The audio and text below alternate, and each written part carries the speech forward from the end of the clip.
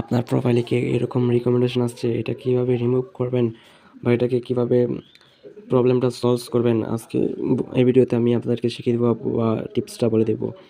এরকম যদি আপনার প্রোফাইলে নট রিকমেন্ডেবল আসে, এটা কেন আসে বা এটা সমাধানটা কি, আজকে আমি আপনাদেরকে এটা বিষয়ে বলবো। আপনার প্রোফাইলটা যদি খুলে রাখেন, মানে ভালোভাবে ব্যবহারটা না করেন বা কোনো অনিয়ম করে ফেলেন বা নিয়মিত কোনো পোস্ট না করেন, রিলস শেয়ার না করেন, স্টোরি শেয়ার না করেন, ফেসবুকে বেশিক্ষণ না থাকেন, মানে শুধু আইডিটা খুলে রাখছেন, মানে ফালায় রাখছেন অযত্নে, সেই জন্য এরকম আসতে পারে। বা অনেক কিছু কিছু প্রবলেম আছে, এই জন্য আসতে পারে। আপনি কাউকে লাইক কমেন্ট করেন না, মানে কোনো এনগেজমেন্ট নাই, শুধু প্রোফাইলটা খুলে রাখছেন, প্রোফাইলটা ক্রিয়েট করে রাখছেন। এটা কীভাবে রিমুভ করবেন, ভিডিওটা শেষ পর্যন্ত দেখেন, আমি আপনাদেরকে বুঝিয়ে বলছি। এটা রিমুভ করার জন্য আপনাদেরকে নিয়মিত, মানে প্রতিদিন না হলেও প্রতিদিন একটা করে হলেও পোস্ট করতে হবে বা রিলস শেয়ার করতে হবে বা স্টোরি শেয়ার করতে হবে। মানুষের ভিডিওতে মানে লাইক কমেন্ট করতে হবে, এনগেজমেন্ট বাড়াতে হবে। ফেসবুকে বোঝাতে হবে যে আপনি ফেসবুকে অ্যাক্টিভ থাকেন।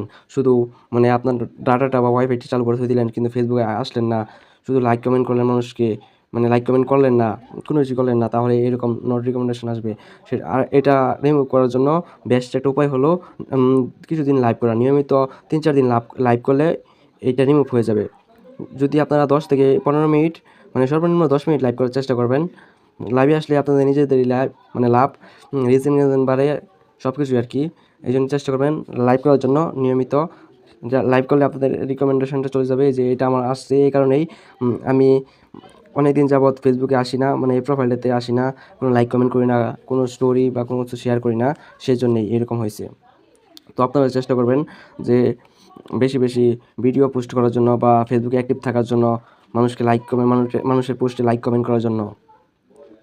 তো বেশি বেশি অ্যাক্টিভ থাকার চেষ্টা করবেন, লাইভ করার চেষ্টা করবেন। তো লাইভ কীভাবে করতে হয় আশা করি আপনারা জানেন। যদি লাইভ কীভাবে করতে হয় আপনারা না জানেন, তাহলে অবশ্যই ইউটিউবে কীভাবে লাইভ করতে হয় এটা লিখে সার্চ দিবেন, তাহলে অনেক টিউটোরিয়াল ভিডিও পেয়ে যাবেন কীভাবে লাইভ করতে হয়।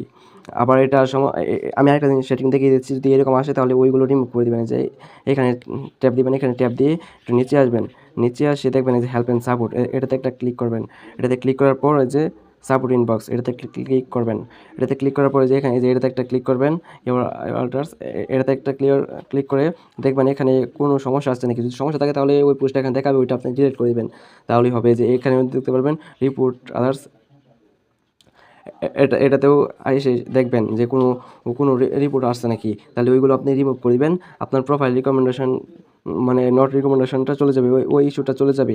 তো কীভাবে এই ইস্যুটা সরাতে হয় আপনারা আশা করি বুঝে ফেলেছেন। প্রোফাইল রিকমেন্ডেশন এটা সবচেয়ে ভালো উপায় হবে, আপনারা যদি নিয়মিত লাইভ করেন 3-4 দিন, তাহলে আপনাদের প্রোফাইলটা রিকমেন্ডেশনটা চলে যাবে। একটু অ্যাক্টিভ থাকার চেষ্টা করবেন, মানে মানুষের ভিডিওতে একটু রিয়াক্ট দেওয়ার চেষ্টা করবেন, তাহলে আপনার রিকমেন্ডেশনটা চলে যাবে। নিয়মিত স্টোরি শেয়ার করার চেষ্টা করবেন, লাইক পোস্ট করার চেষ্টা করবেন। আপনার কোনো যদি পোস্ট না করতে পারেন, তাহলে ধরুন টেক্সট পোস্ট করলেন, good morning, good night, good evening, এগুলো লিখে পোস্ট করলেও হবে, সমস্যা নাই।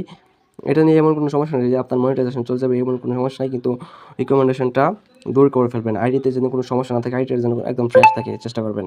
ধন্যবাদ অনেকক্ষণ থাকার জন্য, ভিডিওটা শেষ পর্যন্ত দেখার জন্য অনেক অনেক ধন্যবাদ।